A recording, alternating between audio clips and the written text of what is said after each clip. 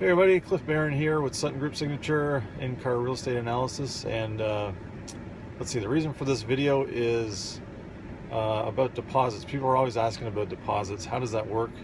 You know, you put an offer on a property, the offer's accepted, everything's good. Where does the deposit go? Deposit goes into the real estate broker's trust account, and when the deal closes, that money is transferred to the lawyers, and that's the deposit goes towards the final purchase price. The question is when the deal doesn't go through. There's a couple scenarios. One thing is they do their home inspection, they find things wrong, and then they think, you know what, I really don't want the home anymore. I'm gonna back out of the deal. Sometimes sellers are under the false impression that they get to keep the deposit. That's not true. If the buyers didn't fulfill the conditions, if it's always at the buyer's sole and absolute discretion. So in other words, if they did the home inspection, they didn't like one of the floor tiles, they can get out for absolutely any reason.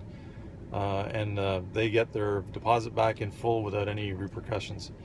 House goes back on the market, everything's good. So the seller does not keep that deposit. Even in the case of a deal falling through where all the conditions are met, home sells, you know, the closing date is 3 months down the road, and say 2 weeks before the closing date, something catastrophic happens to the buyers and they can't close. What they'll do is they'll try and get a mutual release signed, which releases both parties from the sale, the purchaser and the seller.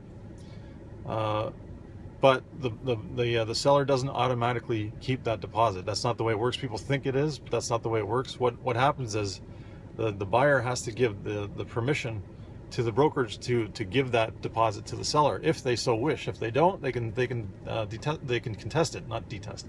They can contest it. They can say, you know what, take us to court. But there's a 99.99% chance they're gonna lose in court because it's an open and shut case, and they're gonna be charged with fees and court costs, lawyers' fees possibly, small claims court probably because it's under 25,000. But still, most people don't want to go through all that. So instead of just giving, say they put on a $20,000 deposit on a home and they can't close. Instead of giving up the whole $20,000, they'll say, you know what, we're really regretful we can't close, but is there any way we can give 10 of that and keep the other 10? And most of the times the buyers and sellers will figure it out, work it out, and either say, nope, tough, you're paying me the whole shot, or I'll let you get out of the deal as long as you pay me X amount of dollars. That's the way it works. So any questions, let me know. Talk to you soon.